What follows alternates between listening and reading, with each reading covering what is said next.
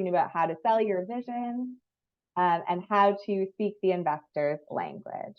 So I am joined today by Marisa, who's one of the Sheboot investors. And I will say, I think Marisa and I are both comfortable. If you guys have questions, you can feel free to just pop off mute throughout the session. No need to save them till the end, just jump right in and we can work through it. We're also going to have a lot of interactive practice with some of you guys. So start getting ready to maybe come up on the virtual stage and do a bit of practice. So first, Marisa and I will just take a chance to introduce ourselves, why you should actually care what we have to say on the subject. So I'm Megan Maltby. I currently work at Invest Ottawa, which a lot of you might be familiar with. For those that are out of region, we're an economic development agency for the National Capital Region. Despite the name, we don't actually make investments. It can be a bit confusing, but we do run programs, acceleration activities, and give tons of free services to startups and scale-ups here in the region. So I kind of came into the investment world during my MBA program. There was a corporate residency where I got placed with an organized angel network. That was kind of my first exposure to seeing pitches, working with startups, and understanding the investment process. And then I went from there to a early stage venture capital fund. We were focused on pre-seed to Series A investments, and it was more of a deep tech fund. And then now, as I mentioned, I'm at IO. I manage our Accelerator program, and I also handle investor relations. So although I'm not involved in the diligence and actually doing deals anymore like I have been in the past, I still see a lot of pitches. I still help client companies connect with investors in our network. That's kind of me. I'll pass it over to Marisa. You can go ahead and come off mute and do your own spiel, Marisa. Thanks, Megan. Hi, everybody. My name is Marisa Fosco. My history of experience is mostly in management consulting and running a consulting company, which we later sold in 2021. And then one day I was invited to the International Women's Day at Invest Ottawa. And that's where I met Julia and Jennifer and Sonia and heard about Sheboot and Ken. And I thought, I have found my tribe. This is where I want to be. This is where I feel there's impact to be made. There's work to be done. And it's interesting. There's great people.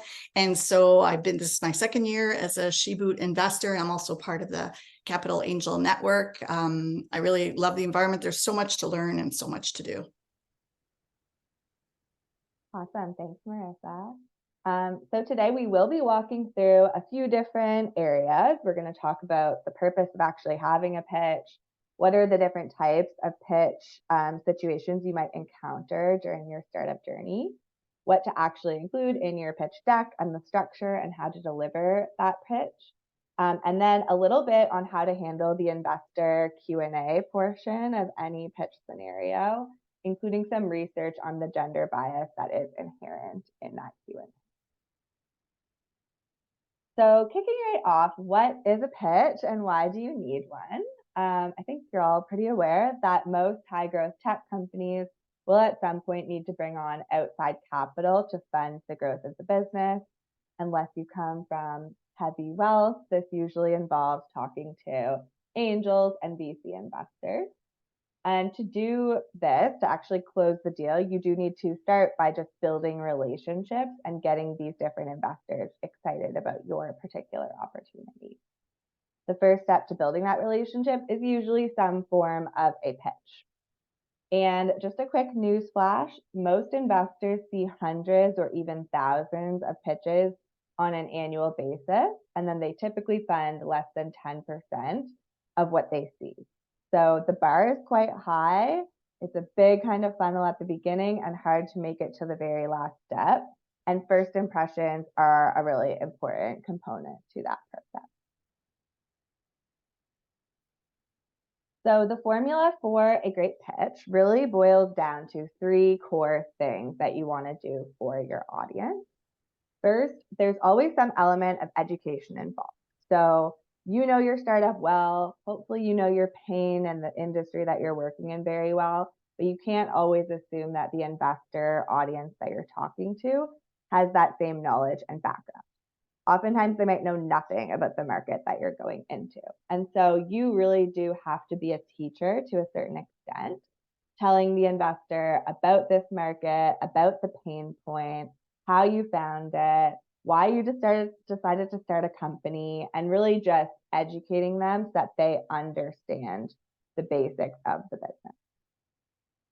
After you've educated them, you really do have to excite them. So, teaching them that there's an unaddressed pain point, sure, but then explaining that this pain point also represents a very large market opportunity and that there is big money to be made if you can solve that pain. And then finally, the kind of third step is hopefully persuading that investor that not only is there a big pain, you can make big money by solving it, but that you are the right horse to bet on when it comes to solving it. So why are you the right team? Why do you have the right solution or the right intellectual property or the right plan to actually win the market, and telling them how you will go ahead and do that. So as I mentioned, you should be prepared for a variety of different pitch situations. It doesn't always look like what you might imagine from Dragon's Den, where you go in and you do a rapid fire to an audience of dragons that grill you. It might be as simple as starting with a cold intro email. So oftentimes you are having to reach out to many different investors to fill your pipeline of potential funders, and really just get across your message in a quick email, enough so that they are willing to hopefully get on the phone with you or meet in person for that first session. And so getting good at kind of, your blurb, your paragraph, maybe a draft pitch deck teaser, not necessarily the full version, but something that will get that investor to actually respond to your email out of the many, many, many different emails they get from founders. You might then find yourself doing an intro phone call or a meeting. So this is usually where you'll have, 15 to 30 minutes to tell your basic story. You might have a chance to use your pitch presentation and have your documents there, or it might be as simple as a casual conversation over coffee. Then usually when you're further down the process, you might be invited to present to a formal investment committee. So at a lot of venture capital organizations, this could be all of the partners of the firm. At an organized angel network like Capital Angel, this could be, the final presentation to the whole angel member group. Whatever that is, it's usually a fairly long amount of time that you have. You usually get to do the full overview of every aspect of your business, and there usually is a fairly heavy Q&A portion of the day. And then finally, you have more of your public-facing scenarios. So demo days, pretty common. SaaS North, you'll see this, where you might be invited on stage to kind of pitch to a really large audience. And oftentimes with this scenario, you're not just pitching to sophisticated investors. You might be pitching to members of the public, friends and family of the people that are there, whoever it is. So in those cases, you might want to adjust your pitch to focus less on the return model or the business model, and more so just on the pain and who you are as a person, the general story of why you started your company. And then finally, there's the true elevator pitch, in my opinion, which is also at conferences. You might find yourselves on a networking floor where you have to walk around, you have to mingle, and you might meet an investor by pure accident because you don't necessarily know who you're walking up to. So in that case, you really do have to be prepared to kind of say what it is that you're doing in 30 seconds, 60 seconds, and still get that person willing to carry on a conversation with you and not kind of bypass and go to the next person on the floor. So lots of different potential scenarios. I like to just say this because there is no one specific pitch setting that you need to be ready for. You really do need to have multiple versions and be comfortable switching back and forth depending on the length of time you have, who you're actually talking to, that sort of thing. The good thing is that in most cases, so I would say with everything up to the conference connection, you have time to prepare and you have time to do your own homework on who it is that you're pitching to and what the parameters of that conversation might look like. So if you are invited to do an intro phone call with an investor, make sure you do your research on the investor. diligence is a two-way street. So you should really know what sort of deals are they interested in, what's their thesis, even what is that particular individual's background and interest. Anything you can kind of latch onto to build that personal relationship and show why you're in line with their general investment practice. So that's kind of it from me, but I'll bring on Marisa because we're going to have investor point of view throughout the session today. And I'd love to hear from you, Marisa. What do your typical first meetings look like? What does your investment process look like? Thanks, Megan. So you've hit all of the points there. Mostly the deals that I see come through the Capital Angel Network, which is a formal process of application and then selection committee and screening committee.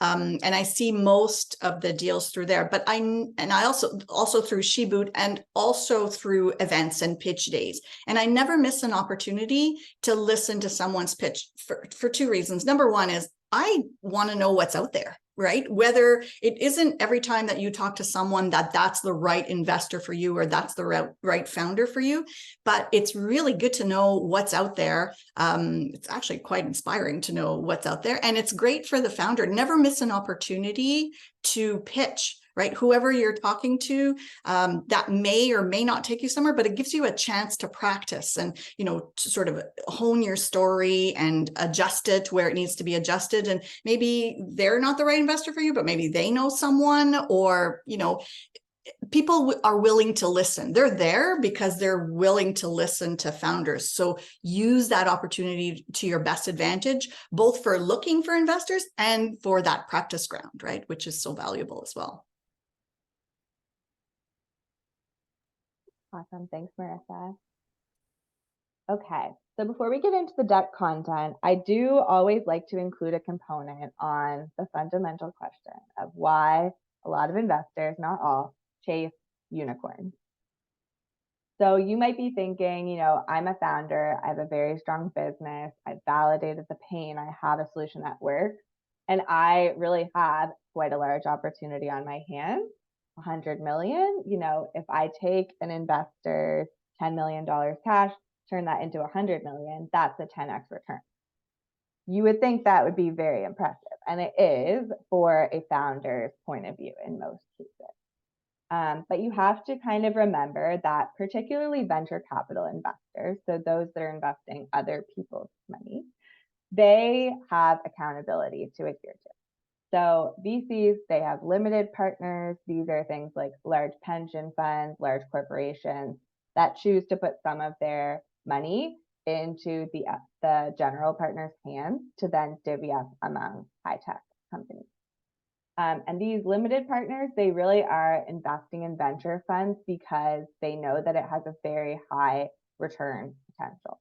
It's high risk, but it's also high reward in certain cases. Depending on the stage that the fund invests at, usually they need to achieve a 2 to 4x return on the entire fund. But it is high risk, as we all know. Most companies will unfortunately fail at some point along the path. So they really are depending on just a few winners from their whole portfolio to generate the return that they need for their LPs. We also have to consider ownership and dilution that changes over time. So really the VCs only get a portion of each final exit. So we can kind of illustrate this with an example that usually helps.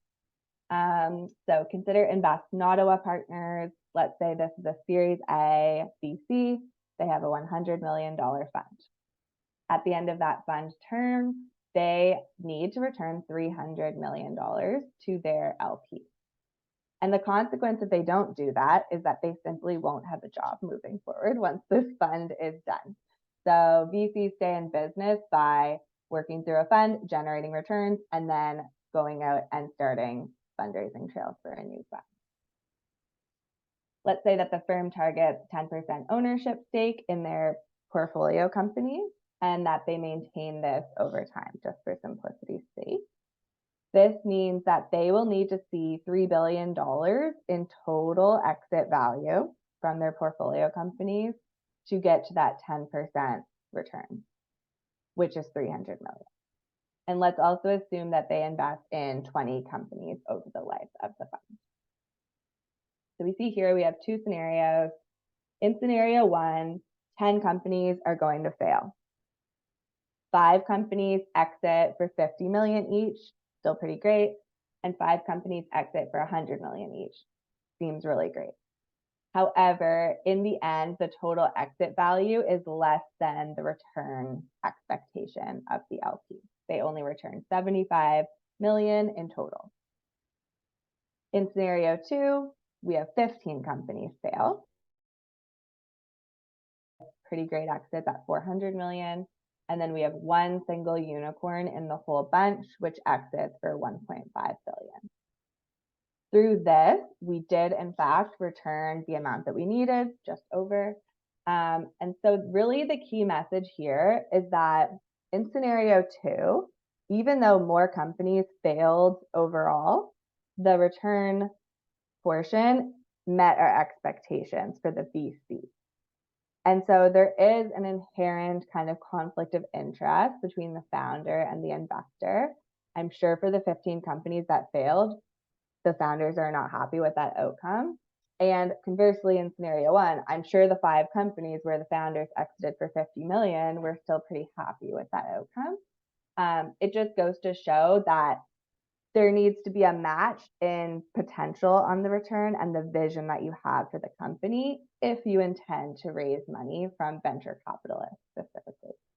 Now, angels can be a different story. They are not necessarily always looking for that big 10x home run, but they still do need to take a portfolio approach, and they still do need to depend on a few winners to really give them that return overall. Okay, so I know you're probably excited to get to the actual point of the day, how to pitch. So just quick notes on how to structure the deck. Keep in mind that this is really a general guide. There's lots of room to make it your own. And in fact, like we mentioned earlier, you should really have different versions of your pitch depending on the situation. This will give you a good template of the basic info that an investor is going to look to be included at some point in your conversation, but the order is really not terribly important. So kind of build what works for you in terms of telling a compelling story. I've seen some decks that kind of start right out of the gate with the customer pains. I've seen others that start with the app where they start going through the team and your experience, and all of these different structures can work, just depends on your situation. There is a general rule of thumb, which is the 10, 20, 30 rule, which boils down to try to keep a general deck around 10 slides, try to keep it to about 20 minutes for you to run through. That still leaves time for conversation and questions. And then no font smaller than 30 points because you don't want people squinting to try and see what the heck you're talking about. Okay, so company title slide. Might seem obvious. It is pretty obvious. I think you can come up with your company name and your name. But I still like to pause here because there's 2 important things that we see companies often flip up. One, the person whose name is on this slide and who is delivering the pitch should ideally be the person that is leading the company. So the CEO, founder, CEO, president. And so sometimes we see with early stage companies in particular, the person that started the company and is leading the company might not be super comfortable delivering presentations or public speaking. And they might have a tendency to want to pass this off to somebody else on the team, someone that's, in a sales role, is good at selling a product. But at the end of the day, when you're early stage, investors are truly investing in you as the leader, as the CEO of the company. So they want to hear from you and they want to have confidence that you can still tell the story. If you are not willing to do the investor pitch, then how does the investor know that you can also sell your product to the market, that you can recruit a strong team and sell the vision and keep that team engaged and bought into what it is that you're trying to do? So I know this one can be tough for some, but in 99% of cases, have your CEO be the one leading on the pitch delivery. The other big thing is the clear description of what you do. Try to stay away from fun taglines that might be catchy, but don't actually get the point across of what it is that you're building and what your solution actually does for the customer. The big thing you don't want is to kind of have something fun and quirky, but then your investor on the next slide is left wondering what the heck it is that you do, and they're distracted and they're Googling and they're not actually listening to what you are trying to say in the next 5 minutes. So just try to get it right out of the gate, clear what value do you provide for the market. Okay, customer problem or the market pain. So I'm sure you all know by now that it's not ideal to be building a solution without first validating that the solution solved the problem. This is often a problem with highly technical founders. Maybe they've fallen in love with the technology that they've built or discovered. They really love the product, but you kind of have to take 5 steps back and really make sure that you're talking to the market and making sure that you're solving a true issue for the market. So you want to tell the investor that there is a true problem, there's a true pain that is coming from the market. The market is pulling your solution to them instead of you just trying to push a solution into the market and hope that they will pay for it. So tell the investor all of the details. Who does the problem affect? Who is most impacted by that problem? It might impact a lot of different people in a lot of different industries, but I'm sure that you have an initial target of who the problem is most severe for. So tell the investor that. Describe how it actually impacts that audience. So are they losing time? Are they losing money? Maybe both, often both. Or are they missing out on some sort of additional value that they could potentially be capturing with your solution? Usually people will pay for something because of one of those 2 reasons. Either they're losing out on something that they are missing, so maybe they can capture additional market value, additional revenue if you solve their pain, or they're actually losing money because of some sort of problem. So keep that in mind and make sure that you do your best to quantify this wherever possible. So tell the investor, yes, it's causing them to lose X amount of hours on average. It's causing them to miss out on X amount of revenue on an annual basis. And then you can sort of extrapolate from there and present your total addressable pain. How big is this problem on a market basis, on a global basis? It's also important to hopefully show that you've done customer discovery to truly validate this. So you've actually stayed close to the market, you've talked to them, you've discovered these key factors to the pain. Just show that you've really done your research and you know that pain inside and out.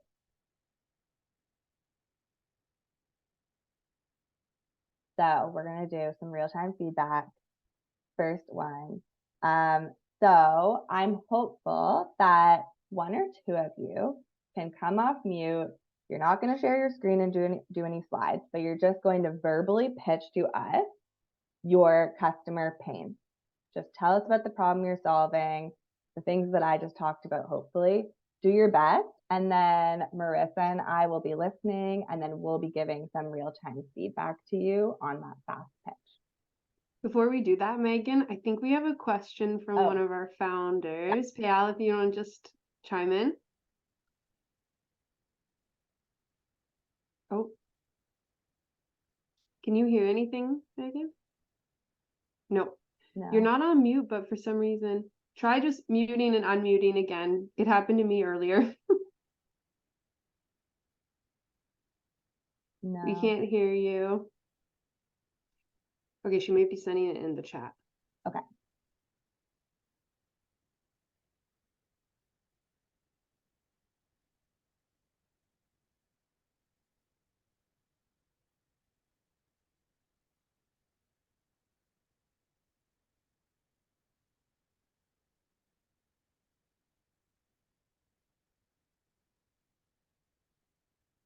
Oh, we got a message. Do you want me to just read it out, Megan? Oh, there. Okay. in the problem slide, is it okay to have a primary problem and then a secondary one? Yeah, that is okay. Your market might be dealing with a few different issues. Focus in on the one that you are actually solving and that is the most acute for the customer base. They should be the same thing, hopefully. Yeah. Okay. Okay. We have a volunteer. And if nobody volunteers, I will start picking. So.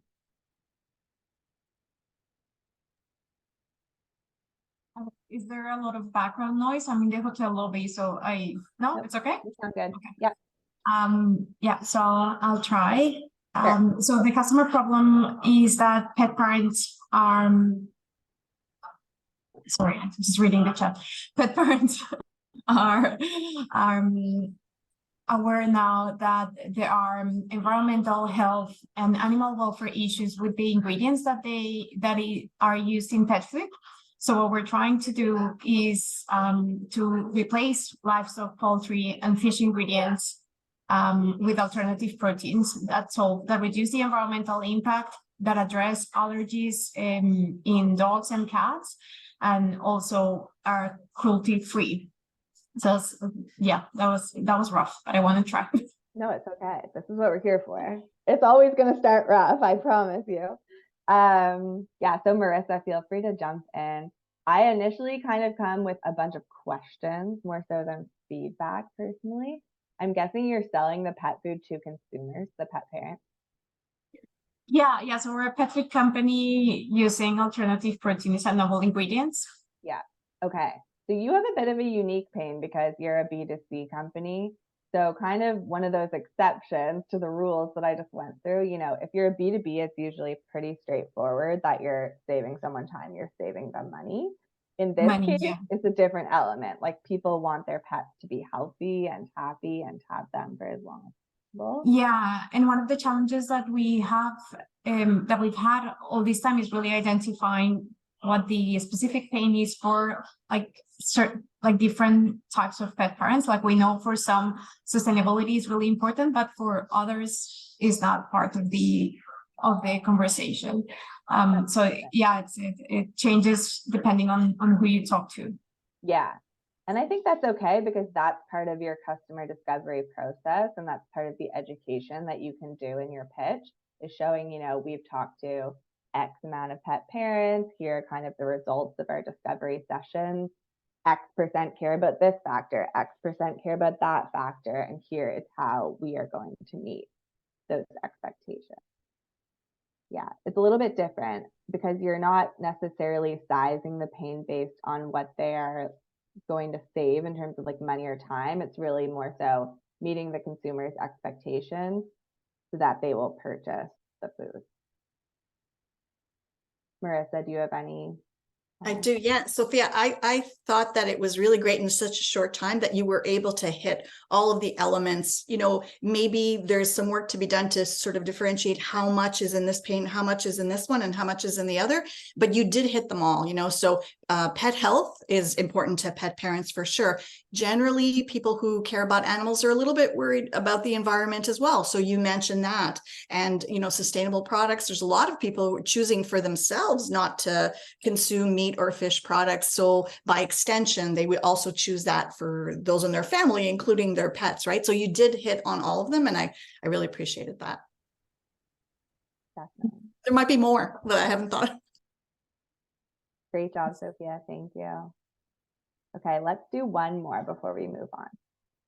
So just like Sophia, pitch your customer pain in like 1 minute. Doesn't have to be long.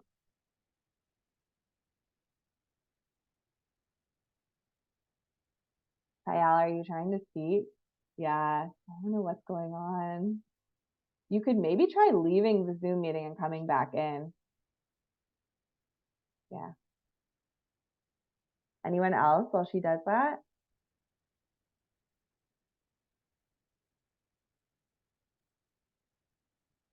I can try if you like. Yeah. It's just an attempt.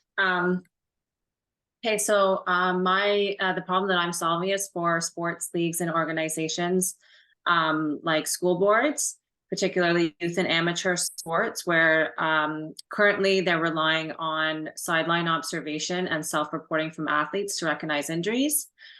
And this results in less than 50% of injuries being diagnosed, leading to long-term complications in mental health, increase in depression, anxiety, school dropouts. And there's more and more evidence that repeated injuries, whether they're concussions or not, are leading to lasting brain damage. The NIH has recognized this as a public health priority, and it's putting more pressure on the organizations to do something about it. They're experiencing decrease in registration rates because parents are very concerned, and they are using this information to guide their decision making. The only real tool for them are wearables, which are very expensive to adopt. They have difficulty with connectivity, and they are invasive to the athlete. So our technology is dealing with that. I can go on about what it is, but I thought it would just like I know sometimes it's more hard to do these practices because you're having to be so concise and without your slides too. No, but I thought that was really well done. I like that you explained who the kind of target customer is that has the problem. You gave examples of types of customers, talked about the status quo and the problem with that, and backed it all up with statistics and research. You also really sent the message that there's pressure from others on the market to address this problem. I think like the one piece that's kind of missing is the cost of the problem. The so cost, like okay. the cost. So you always kind of have to think like financially or business, who is actually paying for this problem? Because even though it's a healthcare problem and we want to solve it for the better of society, definitely costing someone money at some point in the system.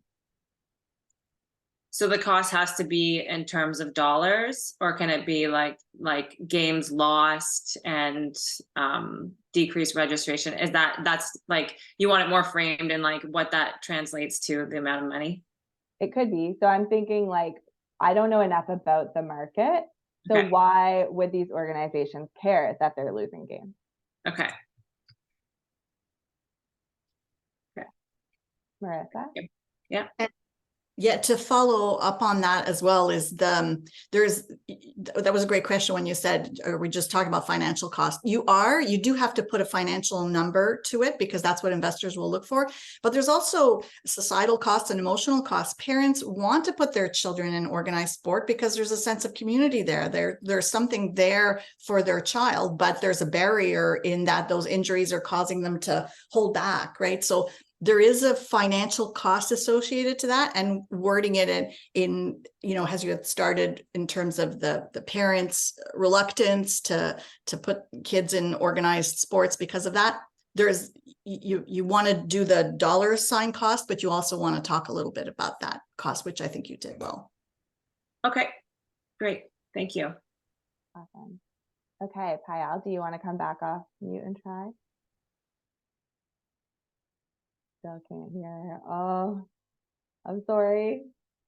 Keep trying to troubleshoot. We'll have more practice throughout the session, so maybe we'll bring you back up next. Okay, so we've talked about the problem, and then of course you actually have to solve that problem, or else why are we here? So tell the investor how it is that you are actually solving the pain that you have just described. This is really where you want to provide a brief overview of your solution. You're not getting into the technical weeds on how that solution works. You are really just drilling down to the value proposition. So do you save that customer time or money or both, or do you allow them to capture additional value? Really, it's going to be distilled down to that key value proposition, and you want this slide to be focused on that customer point of view. So just like with the pain, a really strong pitch is going to quantify this value proposition where possible. So if you're saving them time, tell us how much time you can save on average. If you're saving them money, tell us how much money on average. Even if that is, oh, we can help smaller companies save this much on an annual basis and our larger customers a different amount. And then show how that quantification has been validated.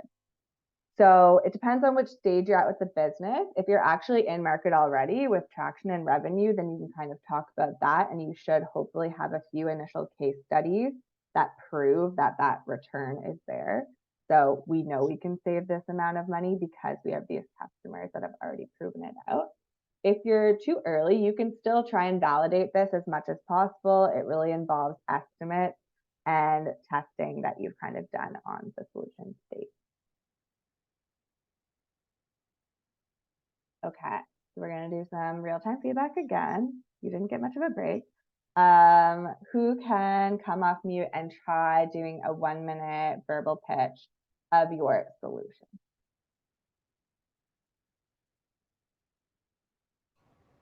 I can do that. Great. So I'm the founder for a company called Work. And essentially our one-line tagline is we connect workers with work. And so the problem that we're solving is in the lower end of the, this is where I struggle. This is, how do I phrase this? In this hospitality service industry, there is a shortage of people. What we do is we actually create a pool of people that anybody can access, and they can see their qualifications, their experience, how much work they've done for us on our platform, and whatever else you may want to do. And then you can search people based on what qualifications you're looking for, and the system matches you with them. And then you know exactly what that person's going to cost you, and you send them invitations to accept the work that you are offering them. And once they accept, you get our scheduler turns green, basically saying that shift is gone, and that person shows up, uses our app to check in, verifies with you that they're there. They leave, our system automatically says, hey, how did this person do, to verify that they were in fact there. We do have internal systems in place that recognize to make sure that the person is physically there, and it's the person that's supposed to be there. So we have GPS, we also have facial recognition. Okay, thank you. So the problem we solve is when you're short of staff, you don't have to worry about it, because we're there to doorstop your needs. For example, last weekend, there was an Ed Sheeran concert. We provided 155 people within 24-hour notice. And the social impact, because we are a social organization, which we learned through trial and error, is the people that work off of our platform get paid better than anywhere else. Okay, thank you. Marisa, do you want to start?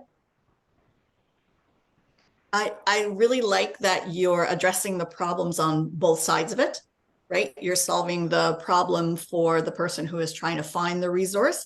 And you mentioned, when you're short of staff, this could become a whole resourcing model. It doesn't have to be when you're short of staff. It just has to be when you need staff, right? There is that element to it. And I like the fact that you are addressing the need for people who are looking for work. It's not always easy, especially when sounds a little bit like a gig environment. It's not a Monday to Friday, it's certain events or it's certain times, or so I like the fact that you're addressing both sides of that.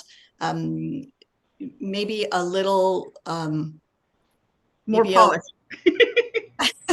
a little bit more clarity on, I think you explained how it worked really well, but maybe you want to just maybe condense that a little bit into, this is what we do for this side of the equation, and this is what we do for this side of the equation.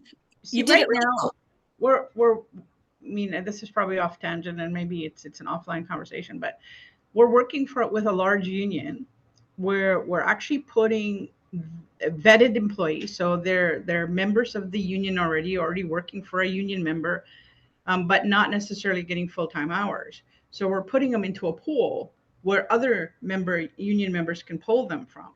So in essence, somebody who is a part-time worker at one property could be a full-time worker at 3 different properties. Mm-hmm. So I don't know how I can succinctly put that into a picture. I think pitch practice will be a good. Yeah, I know. That's what I'm here. It was still good. Like you That were was- kind of figuring it out as you went. I do think like with practice, you'll get even more concise. And just, I would recommend like niching down into like it is the gig worker that and situations where the employer needs people very quickly. So you kind of explained it at the end with the Ed Sheeran example. Like I would try and drill down into that. It's a certain type of worker that you're really great at finding, and it's a certain kind of time constraint that you're really good at meeting. Okay. Yeah. But yeah, great job. And I will say, Okay, like, we'll somebody made a comment about the name drop Ed Sheeran. We provided 200 people for Elton John, sorry. So I have a lot of names I can drop. Yeah, that always helps. It always helps to tell the story. And I think like beyond just the name, it's the 200 people that you found in 24 hours or whatever that metric was. Like that's what will really impress people. That's your core value proposition. Okay. Yeah. I think you could spend a bit of time and maybe do this on the customer pain section. I know we were just asking you to talk about the solution on like what's the financial consequence of these organizations not getting workers in time. If they weren't able to find those 200 people for the Ed Sheeran concert, what would they do? Like, would they cancel the concert? I doubt it. But what would they do? Would they have to They go would out and probably lose the contract. Okay. So that's where you can That's also a big kind pain of, point. yeah, you can drill into that too in your overall pitch story for sure.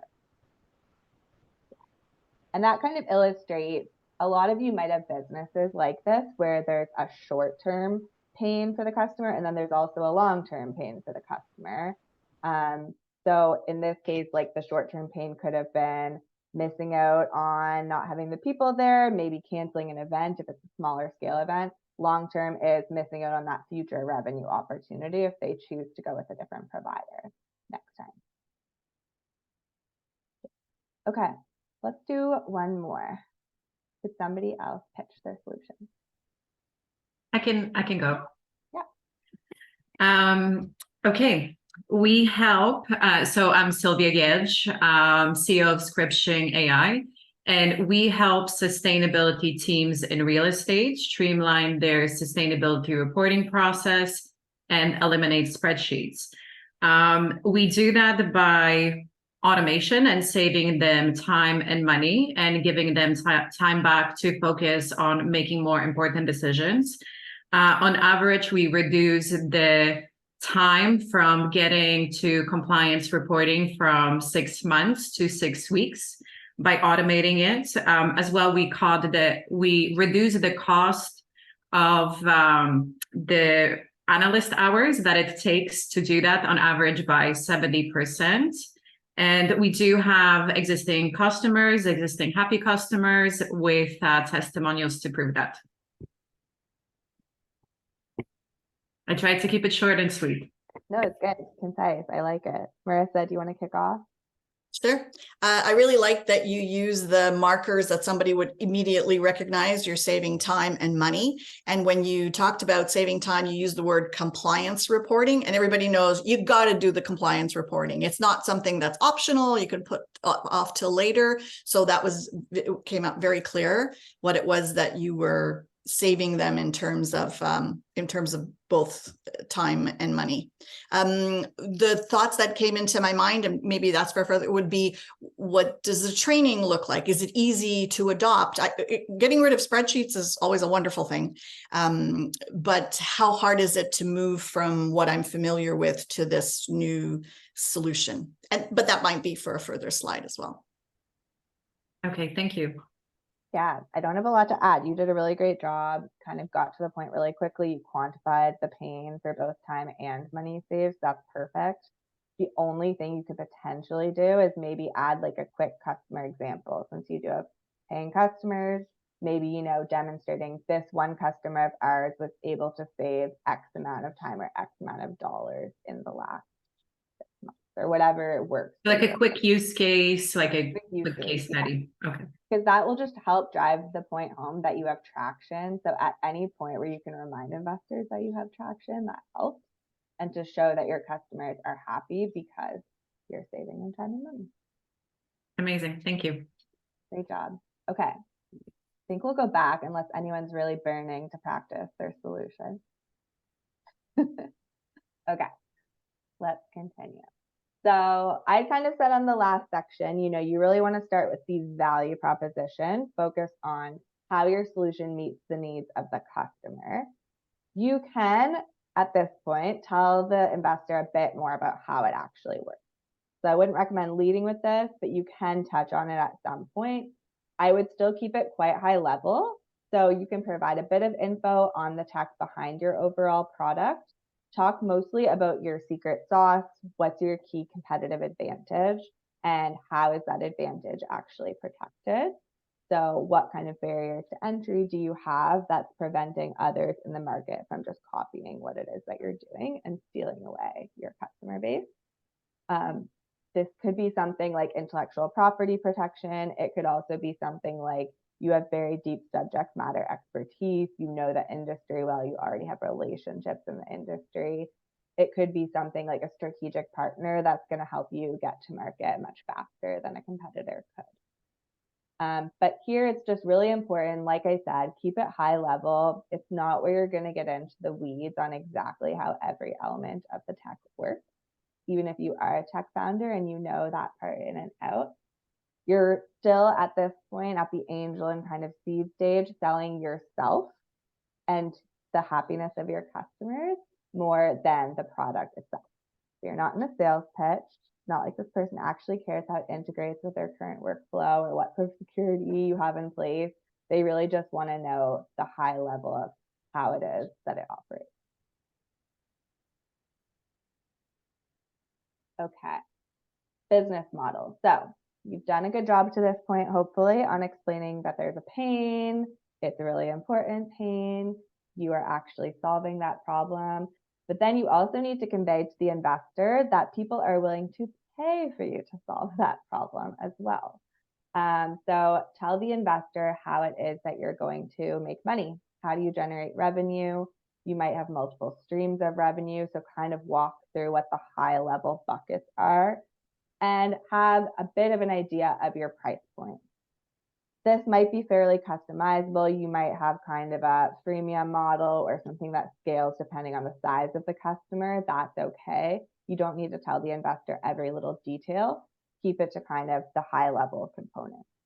So maybe you have a software, your customers pay a monthly subscription fee of X dollars, and maybe you have some implementation or onboarding fees as well. That's kind of simple. Don't have to get into all of the exact details. And remember here that you have to talk about who you truly sell to, who actually purchases the product or makes that purchasing decision. Sometimes it is the same individual. So in a B2C play, like with the pet food, the customer is the pet parent. They're going out and purchasing the food on their own, I assume. But in some cases, the user and the customer is not always the same person. So this is pretty common, especially in the healthcare space. Sometimes the end user of your solution, let's say it's a medical device, maybe it's an actual physician that's using that device in surgery or in a medical setting, but they're not necessarily the one that is paying the price of the product. That's more the hospital administration. They can still have an impact on the purchasing decision. Maybe they're an influencer on that process, so you still have to get their buy-in on the value of the product. But you also have to tell the investor, here's kind of the decision maker, here's the actual purchaser, and here's how we can tackle what they need as well and convince them to buy.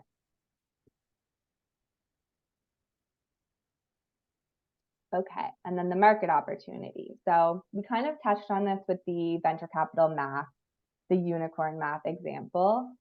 You do want to give a good overview of what your market opportunity looks like. You want to briefly define what market you're entering, or in some very rare cases, if you have a truly disruptive technology, you might be creating a new market. I would say that is not the typical case. And then tell us how big is that potential market opportunity for your business specifically.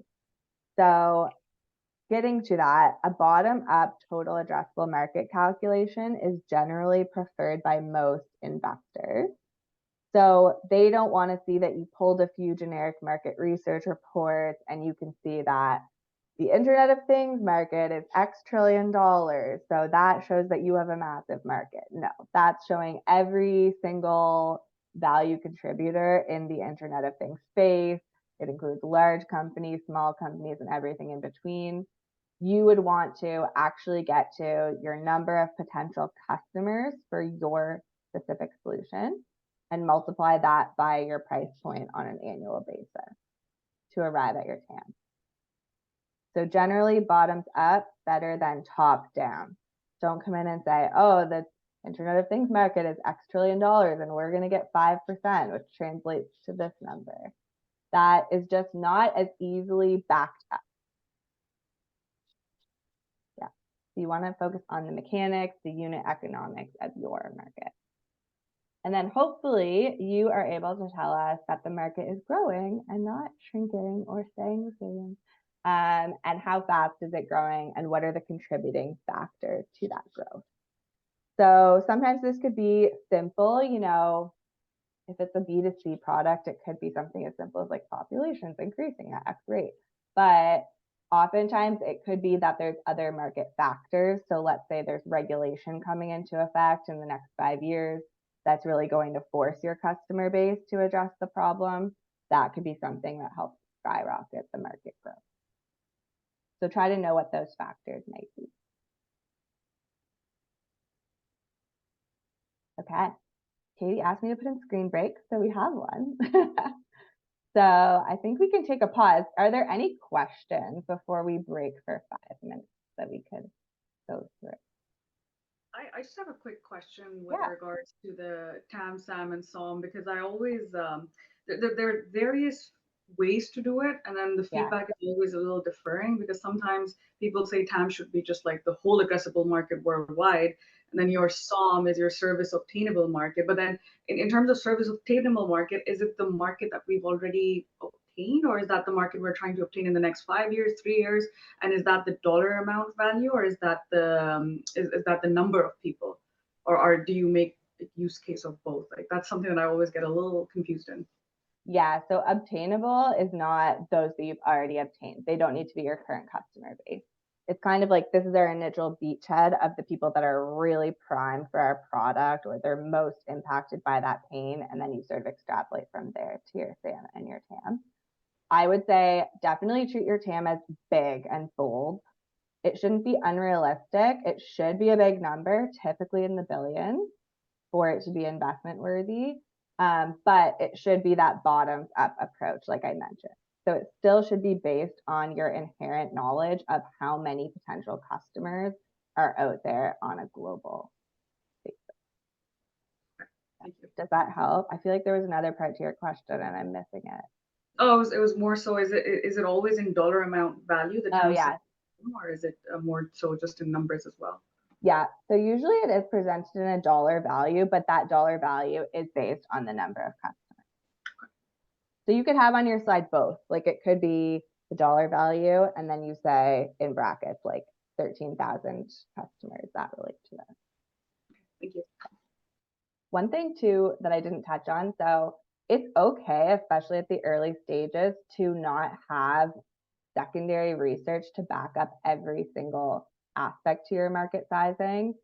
You are probably going to have to do a bit of that primary research, pulling some secondary research reports, and then making estimates and extrapolations. So let's say, and that's okay, like investors will expect that. So let's say you can get really solid market data on the Canadian market and you're confident in it. It's okay to estimate US market's probably going to be about 10x that. It's okay to say globally, it's probably going to be 3x North America. That's all right, especially at early stage. Like there's no way that you would have all of those facts completely verified. Okay, I see a few hands. Sylvia? Hi, just a quick question. You mentioned about regulations coming. How would you present it if you already have your addressable market, you have, you know, the growth? Is it just more just, here is these regulations coming? Do you need to quantify? Because obviously you don't know, it's going to have potentially a big curve. What's the best way to present that? Yeah, I think it's okay to estimate, quantify where possible. So let's say you know that regulation is coming in 2026. So that's going to cause an inflection point in 2026, 2027. You might know that inflection point is going to be, roughly 20% growth of the overall market. Try and do that work, try and get that research. It's okay if it's still very much unknown, but even letting the investor know that you've done your homework and you know that the regulation is coming, that will still show that there's something promising to be on the look for. And that speaks to what Megan was saying about how you show your market is growing, right? Here's the market, and because of this regulation, it's going to grow in this direction. Okay. Exactly. Thank you. Because you could see like another scenario where maybe you know this in the back of your mind and your growth rate all of a sudden jumps by a big amount. The investor might be like, why would I believe that it's going to all of a sudden take off from a 5% annual growth rate to like a 20% growth rate? You're going to want to tell them why that is, so they know that you know yours. Okay, Sarge? I mean, our value is sort of twofold in the sense we've got the customer, which is our client, and the other one is the worker. Like in the last 4 months, we have noticed that 95% of the people that register on our platform are by word of mouth. What value is that? Yeah, so keep in mind this value that we're talking about is related to revenue at the end of the day. So in your case, your business model, are the employers paying for your solution or are the workers paying? Or is it a bit of both? No, just the employers. Just the employers. So your market sizing is going to just be based on the employers. Okay. Because they're the ones that are purchasing. So how many potential employers could pay for your solution and what's that general price point that the employer would pay? Okay.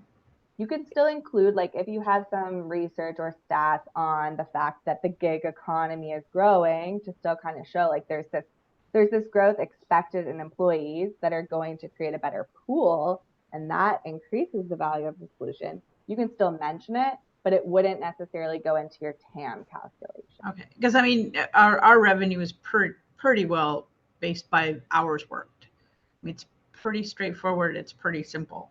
So it's all about hours worked. Okay.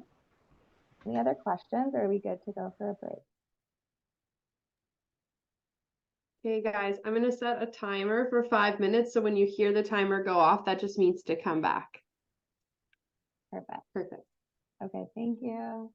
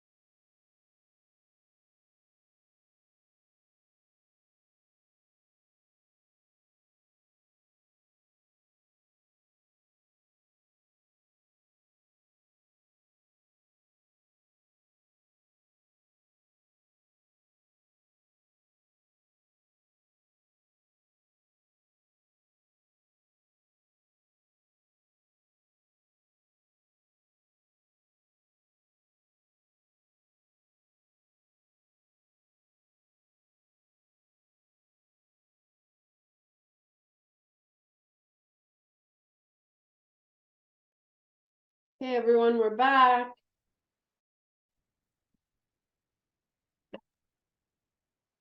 Hi.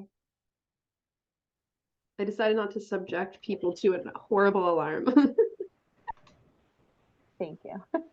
We'll protect Yeah, our there's friends. nothing worse than an iPhone alarm. Everyone is triggered right away. Totally.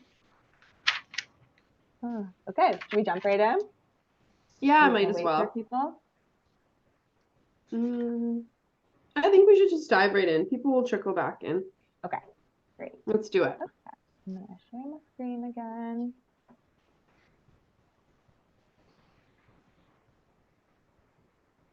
Okay, so up next, we're going to talk about go-to-market strategy. So really this boils down to how are you planning on finding, marketing to, selling to, and distributing to your customers all in a fairly affordable way, or a way that makes sense for the stage that you're at. So this really encompasses everything from your initial kind of lead generation, how you'll actually pinpoint who your target customers are, how you'll actually find them and reach them, and then what sort of marketing tactics or channels are you planning to utilize, what sort of sales strategy or playbook are you planning to utilize, and then how do you actually get that final product in the hands of the customer. For a lot of software companies, this part's pretty easy, but for something like a pet food, that might be a bit more complicated and require some channel parts. So here it is, kind of the world is your oyster, lots of different directions to take it, but just try and distill it down to your core strategy and tell the investor a bit about how you think that strategy might change as you grow and scale the business. So easy kind of example of that, early days, usually sales are very much led by the founding team. So you as the founder might be the one that's handling most of the customer conversations and actually making that sales process up as you go and figuring out what works and testing and iterating. And then once you actually have a proper repeatable process in place, that might be when you start building out a true sales team. That might encompass, people on the front lines doing that cold outreach, account managers for that more hands-on kind of customer approach. Maybe you have a leader of the sales function, whatever that looks like. And then eventually you might find that as you scale, you need to bring on channel partners to help market and sell even more, or to reach other segments of the market that might be beyond your initial bread and butter. So like I said, lots you could cover. Try and keep it relatively simple, but then still show the investor that you have a plan for how this can ramp up over time, because they don't want to see that you haven't thought about it. And they might be wondering, okay, once you get the demand of like 1 million customers, are you actually going to be able to meet that demand? Or are you going to get stuck in a rut? Competition. So you will always have competitors. Who are they? So sometimes people think that they don't have any competitors because what they're doing is so truly novel that nobody has ever done it before. And I would say that 99.9% of the cases, that's not true. So you should have competitors. They might not be a direct competitor. They could be an indirect competitor. It could be that you're battling status quo. Maybe there are competitors out there, they're not really solving the problem that well. They leave a lot to be desired, but there's still some sort of switching complication for your customer to leave that traditional solution that they've always had. Maybe there's implementation costs, maybe, they just don't know enough about you. So make sure that you tell us who those competitors are, what their strengths and weaknesses are, and then what your strengths and weaknesses are in comparison. It's okay to use a diagram to illustrate this. So common ones are, a competitive matrix where you might have some key features or key components along one axis, and then your competitors' names along the top, and you kind of have the checks and the X's to show how you all level up. Another example is a perceptual map to kind of show the competitive landscape. You kind of have the key logos, again, on some key axes. Maybe it's, size of the customer. Some are targeting large enterprise. Some are dealing with small and medium enterprise. Whatever that is, keep it simple. That is the easiest advice that we can give you, I feel, is just don't make it overly complicated. Don't inundate your investor with a gigantic diagram that they have to spend 10 minutes just trying to weed through and make sense of. You really want to keep it high level and make sure that you're not trying to fool the investor into just looking at all of the green checks by your name and all of the X's by your competitor's name. They are not stupid, and they might realize that you've intentionally chosen fields that your company will excel in compared to the competition. Of course, you want to present your best kind of picture, but make sure that it's rooted in reality and that you tell the investor why these are the key features that your customer cares about, not just the features that you happen to do really well. So walk through that explanation. If you have a diagram and you're saying we are the best at these 3 factors, follow it up with these are also the 3 factors that are most important to our target market. And then, of course, always reiterate why you are unique and how you will beat the competition and win the market or win a big segment of the market. And then it's always a good idea to kind of reiterate those barriers to entry that you talked about earlier. So not only are you unique and you have some sort of competitive advantage, but you also have an ability to protect that advantage in some way.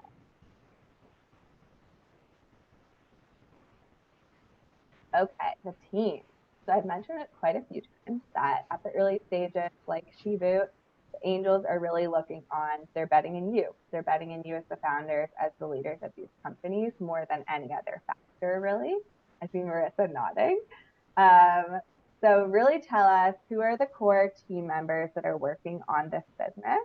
Usually that's the co-founding team or, your C-suite or high-level executive team. Describe their background, describe their experience. This part is important because sometimes I do see slides where it's focused on the person's responsibilities. I don't really care what your CTO does on a day-to-day basis in your business. I care why they are the right person for that role. So how many years of experience do they have in the tech space? Have they done a startup before? Do they have access under their belt? Do they have awards or accolades? Are they an expert in their field? Whatever that is that you can draw on, it's really about proving to the investor why you're the right team and not just telling us what it is that you're going to do with this. Build that track record. That's it. You can include information. Oh, sorry, Marisa.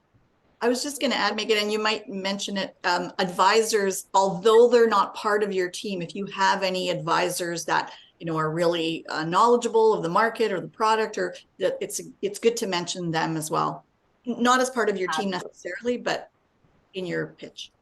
Yeah, that's the exact next point, which is, especially in small companies, you might not have the budget to really have a bunch of seasoned leaders around you as full-time employees. That's okay. But this is where you can also include information, like Marisa said, on mentors, advisors. If you have a formal board, maybe you can include that. You're likely not there yet. But who are these people that you've collected around you to lean on their experience, their industry knowledge, to go to when you have challenges and to kind of help you through that? So that's okay. Don't worry if you're a younger, inexperienced team, or if your team's just really tiny at this point. You can always add others to the roster in an informal way.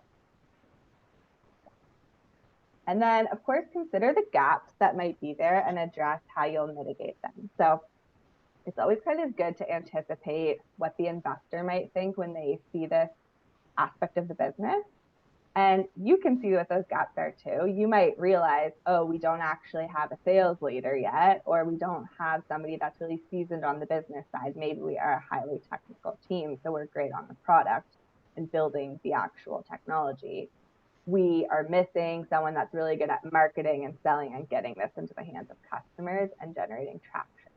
So just, I would say, call it out at this point, explain what those key gaps are on your team, and then tell the investor what sort of plans you have in place to fill those gaps in the short term. So maybe it is that you're going to use the funds that you're asking for to hire someone to fill that gap. Maybe it's that you are working on getting an advisor in this key area that you have a missing link. Basically try and beat the investor to the punch on calling out what's wrong with your team. Okay.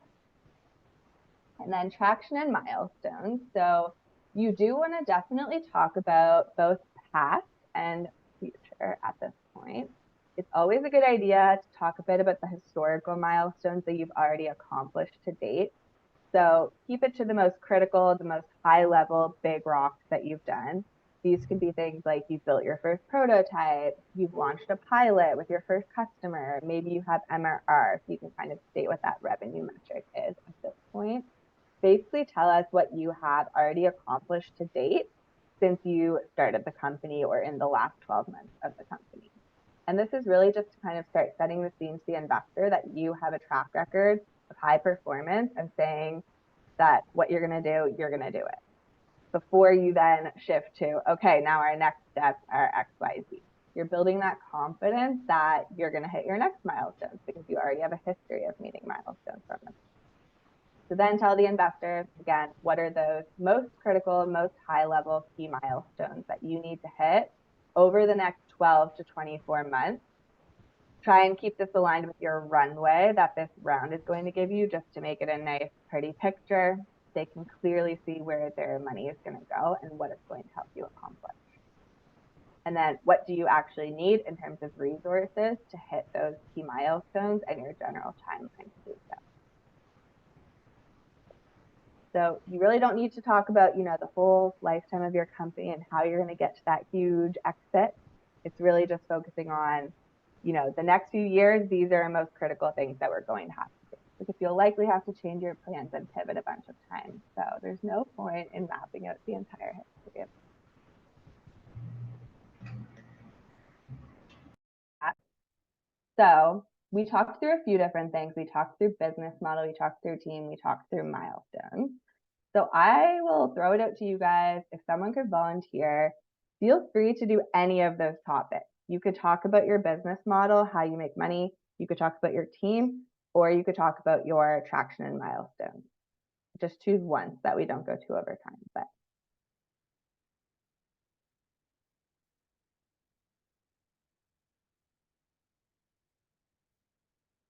hi, Al.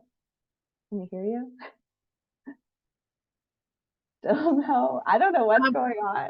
I will talk about team. Okay.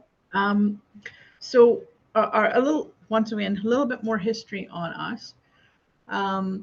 We essentially bought a platform from a scheduling company. We bought their source code, so a copy of their source code, and modified it to how we want it to work for us. And we have been relying on their team to make those modifications for us. So we have access to their 40 or 60 member development team to make changes that we need to make to the software, which we pay for. Eventually we do want to move away from that. How would I address something like that? So we have a great development team, but it's not mine. This is a fairly common startup issue, I would say, although it's definitely more complicated than the usual. So first, who do you have on your founding team? Is it just you? Do you have? It's just me and two other founders. Okay, and what are kind of the high levels of your three backgrounds? Well, I am a CPA by training, left public practice many years ago, became a CFO of the tech company from whom we bought this software. Oh, okay. And your co-founder? Co-founder of this one, not that one, no. No, sorry, your other two co-founders, like what are their backgrounds? Oh, one of them runs a massive event company, and then the other one is actually in banking. Okay. So has a banking background. Okay, so we'll see what Marisa thinks of this, but my recommendation would be to focus on the three of you. You are the ones that the investor is betting on right now. So spend time telling us about your backgrounds and your experience, because you didn't do that at first. Because we really want to know, why did you start this company? Why are you the right people to take it forward? So what sort of business and tech experience do you each have? So talk about that. Anything you can add in terms of years, key responsibilities, or big accomplishments that you've had would be great too. And then with the dev side, so do you have a plan in place to fill this gap? Like, how are you going to mitigate it? And what is the ownership of your solution? Like, how does that work? So, I mean, ownership's actually pretty clean. It's me and the 3 founders. So there are no other owners in here. And then other 2 founders, sorry, not 3. So the 3 founders total. As far as the development team is concerned, the goal would be to continue to use the current development team that we have access to, and then with that, as they continue to grow, we pick out, because they've got so much in-depth knowledge on the software, we need them, but we would add our own development our director of engineering, and then have him build a new team. Okay. Whether he draws continues to draw from our sister company, I mean, we have no intention of rating them in any way, shape, or form. And besides, their people wouldn't leave, even if we tried. So the answer in a nutshell is I have to think about a better, concise answer. Yeah. I think it goes back to, like I said, like, be 2 steps ahead of the investor's thoughts. You clearly, know that this is like a potential risk area. Yeah. So it's good to address it and have a plan in place for how you're going to change this over time. And hopefully in the near term, so that you don't scare the investors away. Because just at hearing it, like, the first big problem is that what is motivating this dev team to do these things for you over their own full-time jobs? Oh, what value is there in these people? That's easy. They actually, the other company is run by my husband and owned by 100% by him. Is this complicated? It is complicated, but we have a great relationship and married for 34 years, so we're comfortable in that regard. Okay. But I see the risk, and at the same time I don't see the risk, because the other day somebody asked for something and I said, oh yeah, I'll get Lana to do it. She's a great UX person. I mean, it's not, they bill us for their time, so we pay them for that time. Yeah. So it's not extra work that they're doing just normal work. It's just they're not adding 2 more hours to their day for me. They're just still doing whatever normal work that they would do. This becomes part of their normal work, and I do need to extradite myself from that. Yeah. So you're a client of theirs, but they're going to treat you like every other client. The startup is not their baby that they're going to. It's not. Yeah, but in a way it is, because that's the weird part. I mean, even though the other company is a large organization, the people that are working on this project have been working on it since inception. Mm-hmm. So they don't have any ownership, though, right? They don't.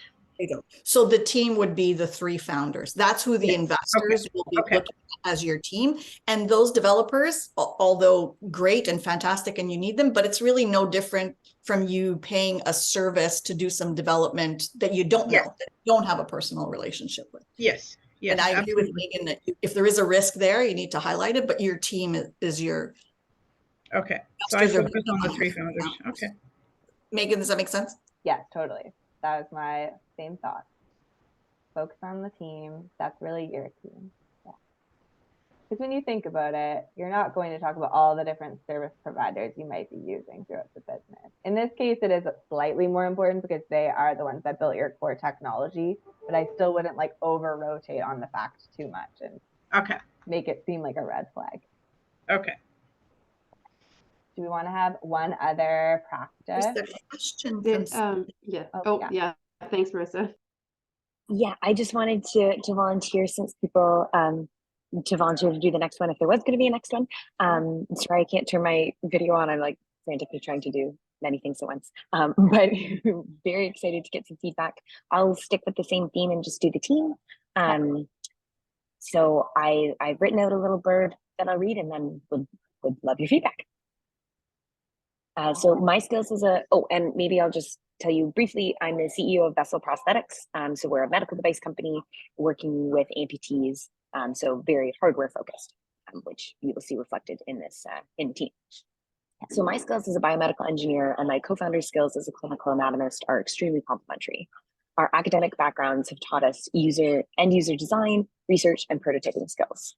Alexi and I have built research projects from the ground up, securing our own funding and developing our own outcome measures. We have also surrounded ourselves with leading experts in prosthetics and company creation to guide Vessel to success. Our advisors include Josh, the CEO and founder of Hemotech, whose prosthetics research attracts international partnerships, Shrey, who successfully exited several companies and is the managing director of Techstars Physical Health Fort Worth, and Jim, whose new products have generated nearly $1 billion in sales and who is named on 14 patents. Excellent. That was really well done. So thank you. You kind of did a good job of covering your basics with, heavy technical and research founders, but then you also have put business mentors around you that have also had experience building and exiting startups. So pretty top notch, to be honest. Marisa, do you have anything to add? No, I agree. You were clear about who the founders are and who your advisors are and why you picked them, why they're good advisors for you. That was really relevant as well. Thank you so much. Do you see a weakness in not having that strong business expertise in the founding team or in the team itself and not just advisors? Like, is that, if I'm asked the question, what are your gaps and how will you fill them? Is that one of the ones that I should touch on, that we will be hiring business people into the core team itself? I would say yes. I wouldn't say it's a red flag at this stage that you're at. Like, this is pretty common to have the founding team at the angel and seed stage be technical. So I wouldn't be worried about it, but you could certainly say, we have put these people around us as mentors and advisors that have business expertise, but on our hiring roadmap, we plan to bring in this, what's your key priority business role that's kind of coming up next. I agree. It didn't sound like a gap because it sounded like it was covered in the advisors, but it's good to know that it's a future plan. Okay. And is that something that I would probably be prompted on? Like, they would ask maybe, like, what are your future hiring plans? Or is that something I should maybe prompt in the pitch itself? They might ask. Generally, one of the questions that you'll ask, I think we'll talk about it later, is what are you going to do with the investment money? Right. So that might come into play there. They might ask, if your advisors all go on vacation together, how are you filling that? But it sounds like you have an answer for it. So it's really up to you whether you want to provide that up front or wait for the question. Okay, great. Thank you so much. Awesome. Okay. I think we'll move on just to keep us on time. Okay, financials. So at this stage, I would say keep this, again, like the same refrain I've been saying, very simple. You don't have to give us your entire financial picture in your pitch deck. Try to keep it to, a 3-year forecast is pretty typical. So showing your current year that you're in and then 2 forward looking. 5 years also pretty common. The big thing here is there's no sense in telling us your financial history going super far back. So make sure that with your 3-year forecast, you're not showing us the last 2 years and then where you are now. We're more focused on what does the future look like and how much money are you going to make me as an investor. Remember to be bold. So this is something that is important. Investors, especially, full-time investors like a venture capital analyst or associate, they are used to taking projections provided by a founder and discounting them heavily right off the top. The main reason for this is that they do have a lot of experience, that typically it does take a lot more time and a lot more money than you think to reach your kind of revenue goal. So based on that experience, they'll go in and do that discounting for you in the back end. And so when I worked at the venture fund, we would usually discount by around 40% right away. Some I've heard of doing like up to 75% discounting, which is pretty aggressive. But it's just important to kind of keep that in the back of your mind, that when you're presenting your financials and they discount them, you want to make sure that the end result is still showing that there's potential there, that they're going to want to come in on. So this doesn't mean that you should be selling a total dream or showcasing financials that are unrealistic. I don't want you to go too far in the other direction and kind of overhype, but you probably have, you know, your best case scenario, your worst case scenario, and something in the middle that you feel super confident in.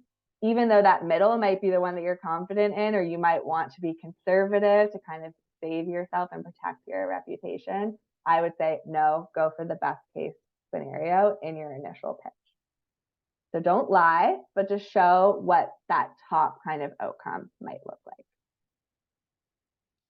And then, like your market sizing, prepare your forecast in a bottoms-up manner. So make sure this is rooted in reality. It's based on, you know, your revenue projections. They're based on achieving a certain number of customers, and that customer base grows, and therefore your revenue base will grow by the same kind of amount. Make sure that your expenses make sense as well. So as you scale, maybe you have told them in your go-to-market strategy that you're going to build out a sales team. Make sure that that's reflected in your projection of how expenses will also rise.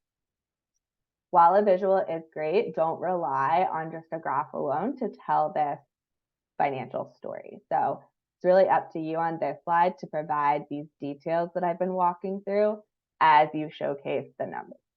The numbers are based on some sort of scenario that you are looking to achieve.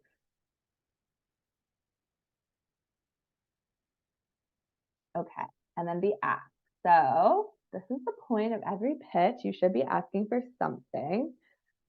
Typically, it is asking for money, as is the case with Sheboot. So tell the investor how much it is that you're looking to raise in terms of a total round. How much of that round is currently committed by other potential investors. And then if you can, actually tell them who those sources are. So if you have a commitment from a lead investor, this is where you would say it. If you're kind of in the diligence process with an angel network, this is where you can usually say that you're in talks and you expect them to contribute a certain dollar amount. And then tell us, oh, and also keep in mind non-dilutive sources here too. So you could be putting together a total round to hit your milestones of, you know, 3 million, and maybe 1 to 2 million is from equity investment that you're seeking, but then you have some of the round that will be filled through government grants. Make sure that you tell the investors that too, particularly because they'll be happy to know that some of it is going to be non-dilutive. They retain more ownership if they come in. And it also will be hopefully an easier process to close if you're not relying on getting the whole thing from equity investors. Tell us the use of funds. So like Marisa mentioned previously, you have to tell us how you will actually be spending the money. And this should tie back to the milestones that you've told us you are planning to accomplish in the next few years. So this doesn't have to be details. It's not like we need, again, your whole financial projection of exactly how you're going to spend every dollar, but just high level buckets. You know, we're going to put this amount into hiring these leaders. We're going to put this much into sales and marketing channels. Maybe it's IP protection, whatever it is, keep it simple and reiterate the milestones that you'll hit with it and in what amount of time. So this should align with your runway. You're raising a certain amount of money, and based at your projected burn, you'll be able to go for usually 12 to 24 months. Typically, it's best to shoot for at least 18 months runway. And you have to keep in mind that, you know, fundraising is a long process and a journey. So if you are predicting 18 months runway, you should start fundraising again when you're down to like 6 months runway. You always have to be looking ahead. Megan? And then, oh, yeah. Oh, sorry to interrupt, but we do have a question from Karen. Oh, Karen, yeah. if you want to. Sorry. Yeah, I just, because I'm still learning about all these investment vehicles and that, is it unreasonable, I guess, when we're asking for investment? Like for me, ideally, everything undiluted would be great. But is it reasonable to ask for, you know, like $1 million in undiluted investment? Probably not. But do we have to break it down into what would be our ask for undiluted or not? So I think one thing right off the bat, so if it's investment, it's inherently dilutive. Okay. There's no such thing as non-dilutive investment. Okay. So you sort of have your two buckets of funding. There's dilutive investment, which is investment. This means that the investor is giving you money in exchange for shares in the company, for ownership. Non-dilutive would be things like debt, where you do get money. You don't have to give them a piece of your company, but you do need to pay it back with interest. Or it could be government grants, where it is essentially kind of free money, where they are just giving you a lump sum of cash. You don't have to pay it back, and you don't have to give them a piece of your company. Do we have to say in the pitch, though, that we're looking for X amount of investment for X percentage of equity? Okay, so that's getting to the valuation. Oh, yeah. Okay. So it's okay. It's okay. So when it comes to the ownership percentage, and we'll see what Marisa says, because sometimes investors might have a different perspective on this, but I recommend that founders don't put their valuation or the major deal terms on the pitch deck. Okay. Key reason being, and I can send around a link to an article that goes through this in more detail, but you don't want to play the first card with the investor on your valuation. You should have an idea and research in your back pocket where you know what your general valuation that you're looking for is, or you have a range, but put it out to the investor first. Ask what sort of valuations they're seeing at the stage that you're at, because they have seen way more pitches than you have, and they've done way more deals than you have, and they should have better knowledge on what a reasonable valuation would be. So you can leverage their market experience. And you don't want to go out first, because you could choose a valuation that's way too high and the investor thinks you're totally crazy and they just immediately get turned off and they don't even want to go to the next step in the process. Or you could shoot yourself in the foot and say something too low, and then you're not doing yourself a great service by retaining more ownership. Marisa, what do you think? But I agree with that. The valuation should probably be a conversation. You will get asked, but it's best to keep it at the conversation level. Rather, if you put it down, although when you apply to Capital Angel Network, they will ask you for a number in the process. But you know, you need to be flexible around that. You need to be able to have that conversation and not necessarily. And there is such a thing as being too early for evaluation. If you think about, you know, many of us in Sheboot, in terms of the first sort of angel investments, they're convertible notes or safes. So you'll have a number for evaluation, but at the end of the day, that may not be what it is when you go for a seed A or a seed B. And Karen, I wanted to touch a little bit about, you were talking about non-dilutive fund. Typically, if you're doing a pitch to an investor, it's going to be dilutive, right? That's exactly what Megan said.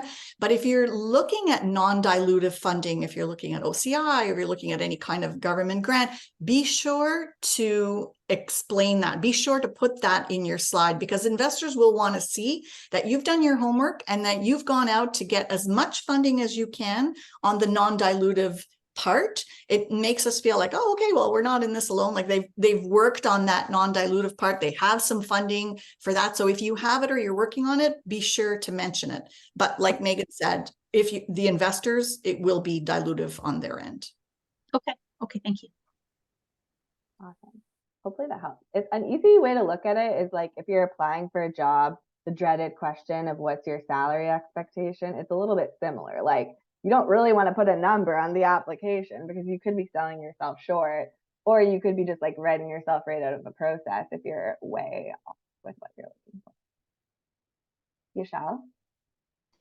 Yeah, I just have a follow-up question to this conversation of dilutive and non-dilutive. So some of, for example, programs such as OCI, they have requirements where you get investment from an investor. So when we're presenting our ask, can we bake the assumption? So for example, if we're raising a round of say 3 million and we're expecting 1.5 million to come from OCI, but we haven't received it yet, but that's the expectation. So do we then say we're asking for 1.5 million, but we actually need 3 million, but we're hoping OCI will give the funds, or do we just ask for 1.5 and skip out the OCI part? Yeah, I would say how much, so you should have an idea of how much money you need to accomplish your key milestones. So distill it down to the basics. We need to hit these milestones, and to do that, we need $3 million. The $3 million we intend to raise is going to come from a combination of dilutive and non-dilutive. We are pitching today for 1.5 million in equity, but we are expecting the other 1.5 million to come from these key government sources. Here's where we are at in their application process. Yeah, it's really just be honest, like map it out and be honest about where you're at. So if you just started conversations with OCI, don't say that you're banking on it totally coming from them, because anything can happen. But if you've had multiple discussions with them and you're feeling pretty confident that the money is going to come through, tell the investor that. Okay. So best practices for delivery. And then I think we have another quick break after this. So we've gone through all of the different content that you could potentially cover. Of course, some of your success is going to come down to how you actually deliver that content.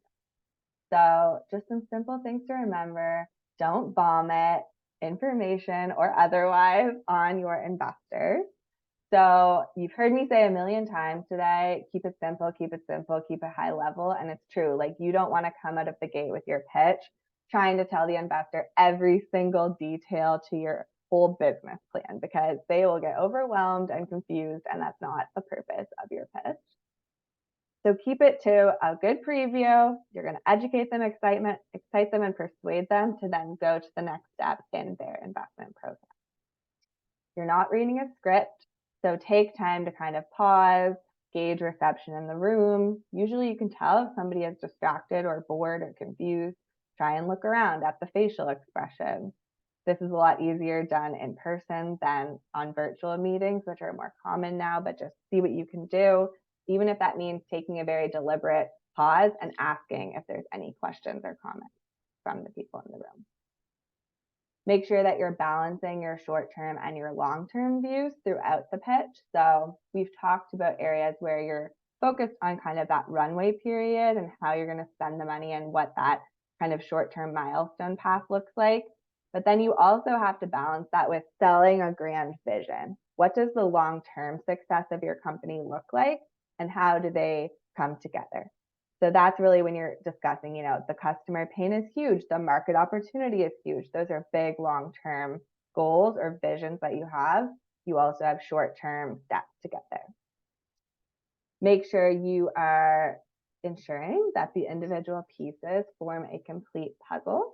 So I was actually just on another pitch practice session with one of our accelerator companies this morning, and they had this very common problem where, they told us about their market pain, they had stats on the total addressable market, and they had stats on their revenue projections. And these stats did not actually work together. The math didn't make sense.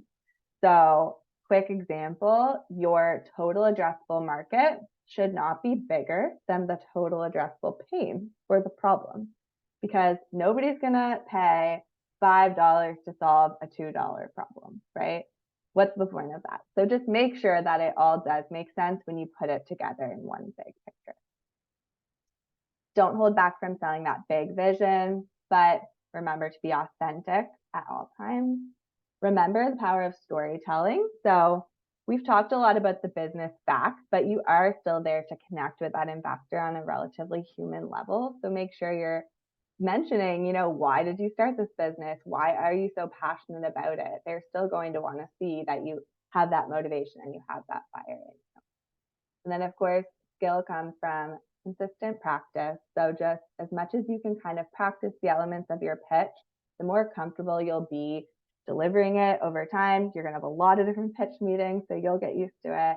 And it'll also allow you to pivot quickly. So let's say that you go into a meeting thinking you're going to have 30 minutes, and the investor's like, oh no, something came up. I have 10 minutes. Tell me what it is that you want to talk about.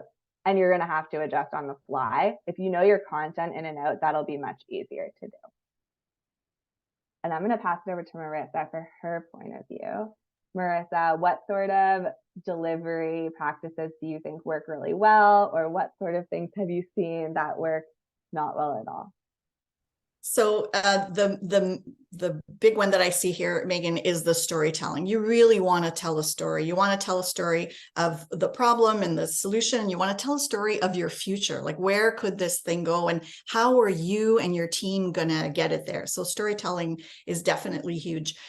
Being authentic is huge, but I want to, so Megan and I had this conversation, you want to balance being authentic with not being down on yourself, right? You want to, humility is great and being authentic is great, but you really do need to sell the upside of this. And what I've seen, and sometimes it comes down to gender, we're in she boots. So, you know, what I've seen is typically women founders will sort of say, you know, and we have this problem, we have this problem, we have this problem. So you want to know your gaps, but you want to present it as a future plan, right? Like you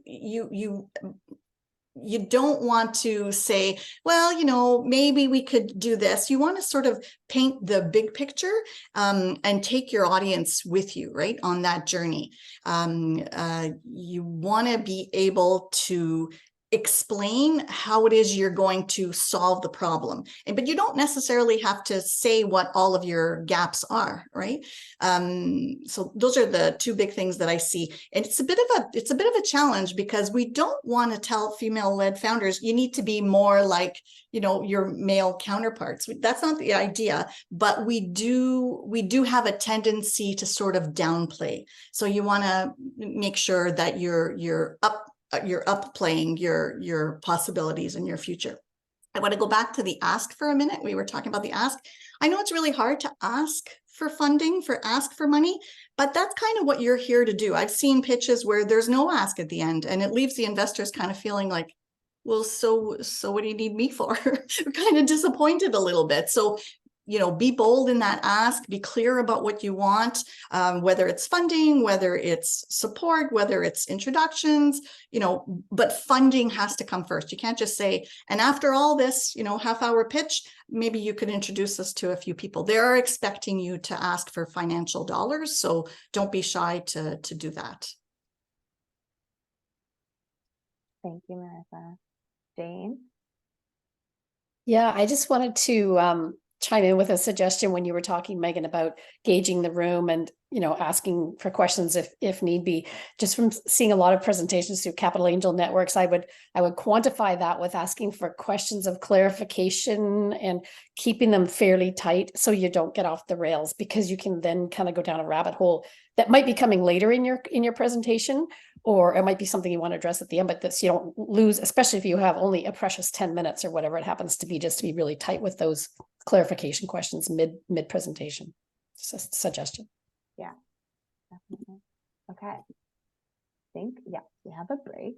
So we'll do our next 5 minutes and then we'll come back. And when we come back, we're going to talk about the investor Q&A portion of the pitch. Perfect. Set the timer. Everyone look out a window.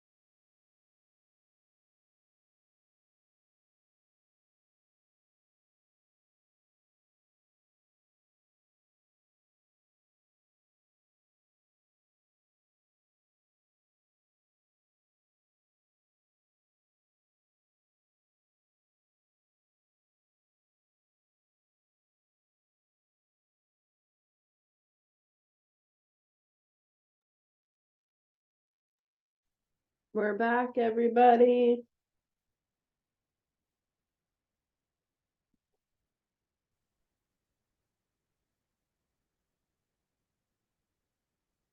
Awesome. Okay, we'll dive in because I know we're getting low on time. I'm gonna share the screen again. Oh, can you guys see it? Yeah, okay. Yeah, it's just not full screen yet. Okay, there we go. It's there. Cool. Okay, so we are almost at the end. We did want to spend some time walking through the Q&A portion of the pitch, particularly some research on the gender bias that is inherent in that Q&A. So there is some amazing research, which I have linked at the end, that you guys can dive deeper if you'd like, out of Harvard Business School by a group under Laura Huang that has looked into this gender bias. So they've done a few different tests and experiments where they had real investors seeing real pitches from founders, asking questions, and then they followed those founders to see how that impacted results. Research has shown that female founders tend to receive different types of questions than their male counterparts. And so there's sort of two categories of questions. Promotion-oriented questions are those that focus on the potential opportunity or the potential gain. So they're inherently more on the positive or optimistic end of the spectrum. An example is, how will you capture this market? You can see this is kind of already assuming that you will capture the market. The investor just wants to know, how will you actually do that? To the other side are the prevention-oriented questions. These focus more on the potential risk or the potential losses that could be involved. So an example of this is, how will you compete with market leaders? They're already kind of assuming that there's already leaders out there that are solving this pain for your customers. And so in these experiments, it was found that male founders received 67% more promotion-based questions. And then on the other end of the spectrum, female founders tended to get majority prevention-based questions. So almost entirely flipped. And it is important to note that this isn't only when the question is coming from a male investor. Male and female investors are guilty of doing this because it is rooted in unconscious bias. Doesn't mean that they're intentionally trying to ask different types of questions, but it is kind of a deep-rooted issue that both investor and founder need to be aware of and try their best to combat. And of course, as you might expect, because it's natural, 85% of the entrepreneurs responded back to the question in a way that matched the original orientation. So if they were asked a promotion-oriented question, they tended to answer in a promotion-oriented way, and vice versa for prevention.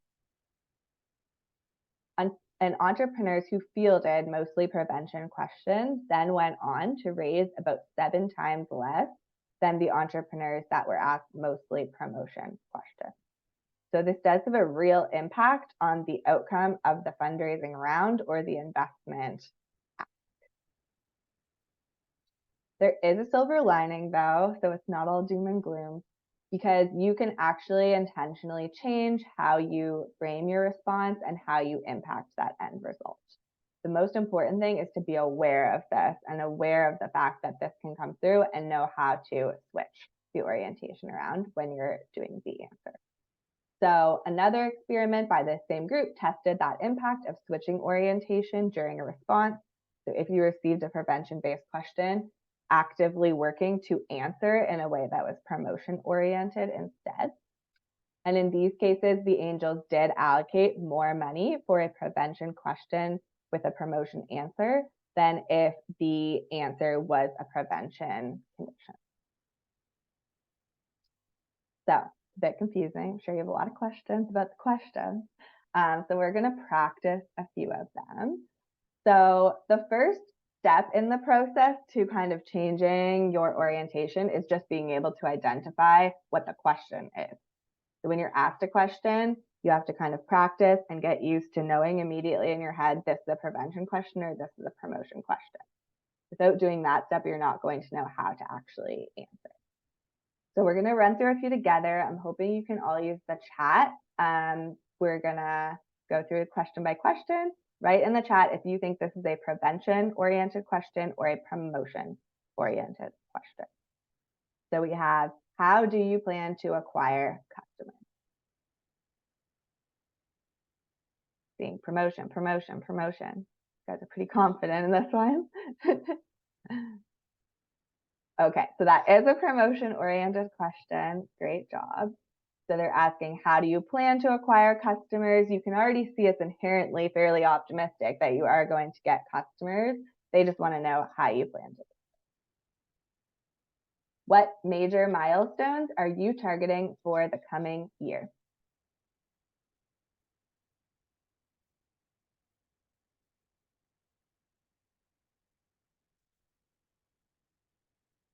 Seeing a lot of promotion. Yeah. And that one is promotion as well. You guys are very good students. Okay, how long will it take you to break even?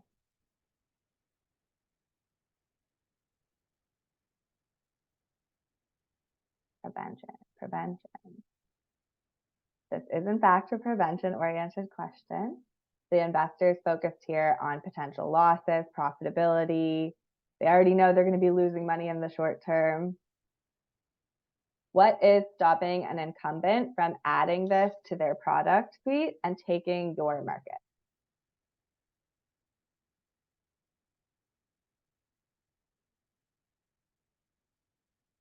Okay, lots of preventions again.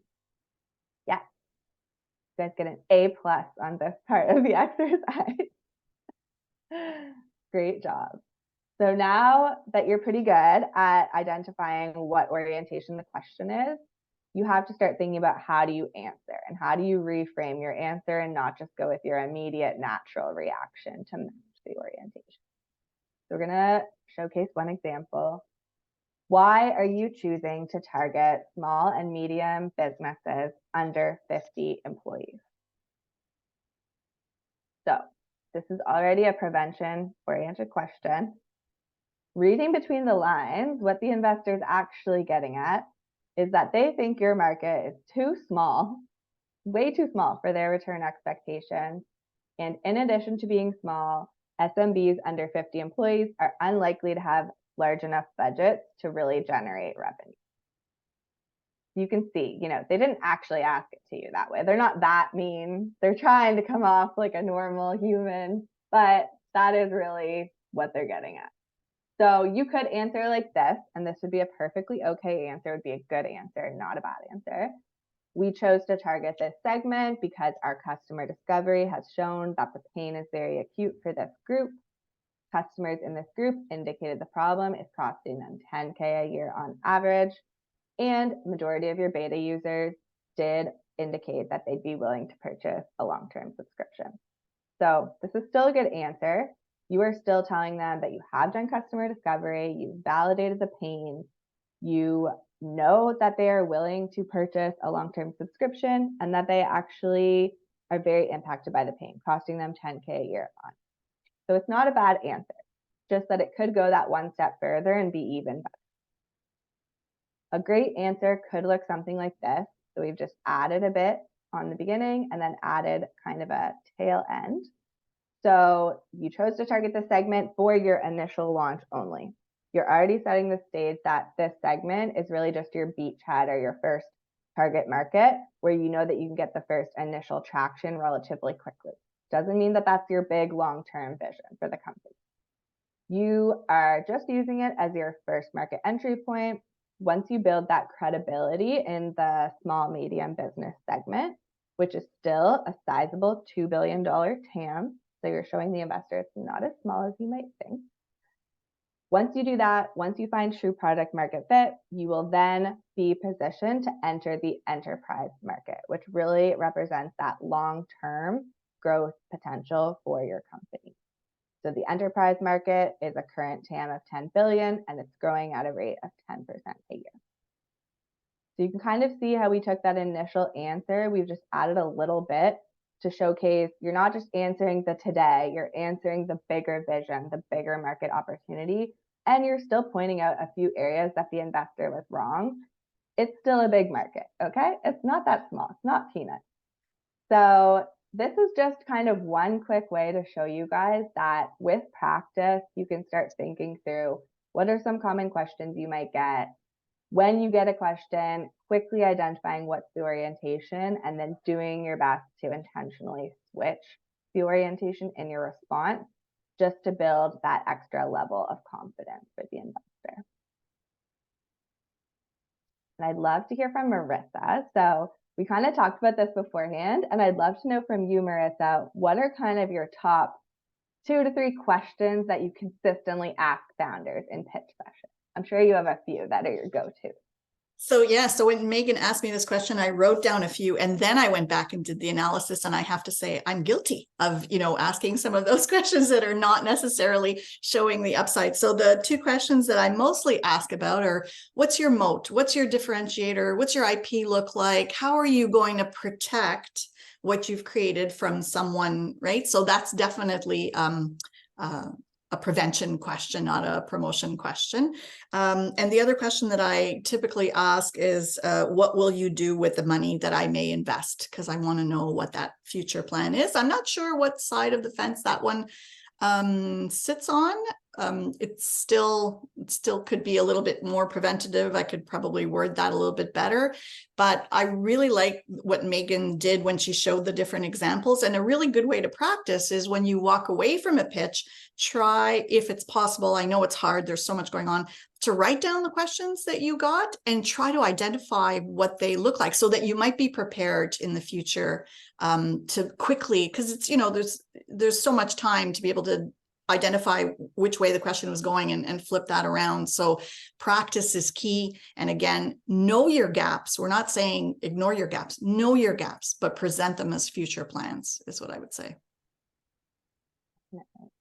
Well, I'm glad I got you thinking, Marisa. Like I said, it's not like anyone's doing this intentionally, and every investor also has a responsibility to ask hard questions and to protect their own money accordingly too. So you're always going to get a bit of both promotion and prevention if the investor is savvy.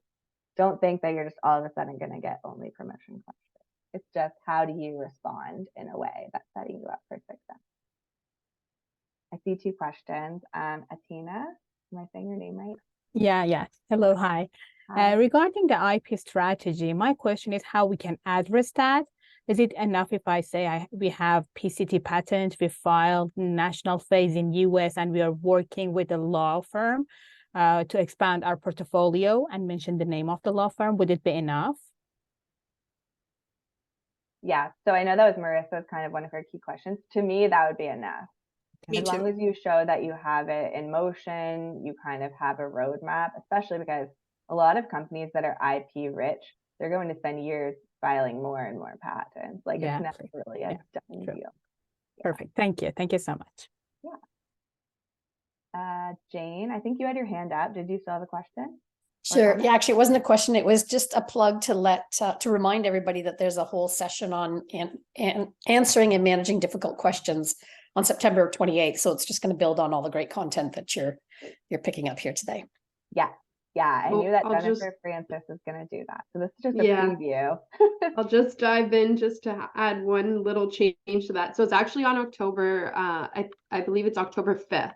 So the schedule had adjusted, and this is actually a good time just to remind people that we only have one workshop that week. That's going to be on the 26th, but on October 5th, building on what Jane had said, it's the deep dive due diligence and managing difficult questions. So this is such a beautiful first week workshop to have to just build on that. So over the coming weeks, keep everything Megan's telling you in mind and maybe practice, because you will all be on the spot and you'll all have to do this live with our leaders, which will include Jennifer, Julia, as well as Chelsea from the 51. So it should be a really good workshop. And you have your pitch practice, which I'm sure you're going to get some questions in that too. Awesome. Okay. So just quickly, we want to chat about what do you do after the pitch is over? I know the purpose of today was really focused on that pitch, but as you all know, pitch decks don't close deals on their own. It's really just that one step in the overall fundraising journey. So your main goal after every pitch is really just to get to that next step in that particular investor's process. If it's an intro meeting, you're probably trying to get them to say, yeah, I would like to see your formal deal room, or I'd like to start diligence conversations. If you've done diligence, it's probably, hey, are you ready to actually talk terms, valuation, get a term sheet together? So treat this just like you would a dream job. Do a personalized follow-up after you've had that pitch session. Send a customized message to the investor. Try to reference specifics from your conversation that you had. Steer clear of just generic. Try to actually pinpoint things that they seem to really like from the conversation. But also you can use this as a chance to nail any questions they had or concerns that they had that you didn't fully nail in the live session. We're all humans and we all stumble and we don't always have the exact perfect answer in the moment, and that's totally okay. You can do that in your follow-up. So if they were really digging into your market sizing and you felt like you didn't quite answer it as good as you could have, here's where you can provide a bit more information. Maybe you can attach your kind of market research reports that you used or your spreadsheet that shows your market sizing or your forecast. And then always attach a PDF version of the deck so that they have it on hand. They can share it with their partners if they want to get some quick feedback to help move you through that funnel that they have. And always do your best to try and reference next steps. So hopefully in your pitch conversation, you were able to get a sense from the investor, what is that next step in their process? And then you can just remind them that you're ready for it. So it could be, hey, can't wait to get in front of your partners and deliver the pitch to them and get them on board as well. Whatever it is, just try and keep it personalized, customized, and make sure that you follow up if need be. Investors are very busy. So even if you don't hear from them right away, that's okay. You can still be annoying. It's good to be annoying. The squeaky wheel gets the grease. So if you have to follow up with them a few times to get an answer, do it. Not strange. Happens all the time. Okay. And then what if, worst case scenario, they say no. They say, I don't want to talk to you anymore. So usually it's not that hard of a no. You will often get a no from an investor, but it's really a not right now. So there could be scenarios where you're absolutely not a fit for the investor's thesis. Ideally, if you've done that initial homework on the investor that we talked about, you know what their investment preferences are and you know what their thesis is. So you're hopefully not pitching a SaaS startup to a investor that likes doing life science investments. You can kind of save yourself some time there. But let's say that you do find yourself in a scenario, maybe you talk to them and it's just not a fit. That's okay. Always ask for something from that relationship. So you can usually at least get an investor, even if it's a hard no, to give you a reference or a warm intro to another investor in their network. VCs are very well networked. They have to maintain relationships with potential co-investors at all times. They can usually at least point you to someone else. Oftentimes, it's not a hard no. It's a not right now. So you might be a bit too early for that investor's expectations. Maybe they want to see that you get a few more commitments before they're willing to come into the round. Maybe they want to see that you have more traction. Maybe they typically invest at the Series A stage and you're only at the pre-seed stage. So in that case, if it's a not right now, keep them warm. So always try and see if they're willing to stay on your update list and then stick to it. Send them quarterly or biannual updates on how your company is doing. If they have said, we will not be ready until you have X amount of revenue, make sure that you have tracked this somewhere and you know that when you get to that revenue inflection point, you can go back to them because the door is usually not closed forever. That was kind of what I want to say on the subject, but Marisa, I know you might have some expertise here too. When you say no, how do you do it? So as you mentioned, investors see a lot of pitches go through and you can't, as much as you would like to, invest in all of them. So if I have a no, that typically means that for some reason, that doesn't fit into either my investment thesis, because many investors have a thesis. They have sort of general guidelines, whether it's life sciences or women-led founders or something that ties them to that opportunity, typically because they feel they can bring value a little bit more than just writing that check, right? Maybe they have connections in that network. Maybe it's something, it's their life's work. Maybe it's something that they have an interest in. So typically investors will have a thesis. And I have had to say no, if it's a definite no, then I try to be as clear as possible, but I really preferred it if that investor doesn't completely shut me out. So I try to connect on LinkedIn, and I can follow along on their journey and try to encourage them in any way that I can. Sometimes it is a no, not right now. And if I know what my not right now reasons are, I try to be clear about that. Like Megan said, I need you, I'd love to invest in this, but I need to see other investors come along as well, right? I need to see this much of an investment pool before I'm ready to write that check. So what Megan mentioned about keeping contact is super important. Even when someone says no or no, not right now, keep them in your network, because you never know, like it's not always just about the check. Maybe they have some advice, maybe they know someone, maybe they can connect you and have a warm introduction to someone else. Absolutely. Yeah, leverage your investors, even if they are passing for now. Like maybe they have a really great experience and you want to ping them once a quarter with a question or get their advice on something. And then in that case, you're also building that kind of goodwill and showing the investor that you're really coachable and that you value their expertise for a future. And of course, if it is a yes and you do get funding, make sure to stay in touch with them. Make sure that every once in a while they hear from you and what your progress is like. It doesn't have to be every week, but every once in a while they like to know that, things are going well. Sometimes you have closer relationships and sometimes the relationship is a little bit further away. So don't forget those folks that are a little bit further away. That's good advice. Surprising how many companies will take money and then they disappear for a while. Okay. Oh, we already got your point of view, Marisa. Thank you. Okay, that's pretty much it from us. I just wanted to end here. I'm going to send the deck around through Katie, and I do have links for further learning. So one of the podcasts I really like is The Pitch. You can actually hear on each episode, they actually have a real founder pitch and get feedback from investors. So get to kind of see what works, what doesn't. We have a blog on how to nail that 5-minute fast pitch, so your true demo day kind of environment. The Harvard research I mentioned. And then I do have a link to our Venture Path programs, just if any of you are local. Once She Boots wrapped up, we can likely still provide you with some help long term.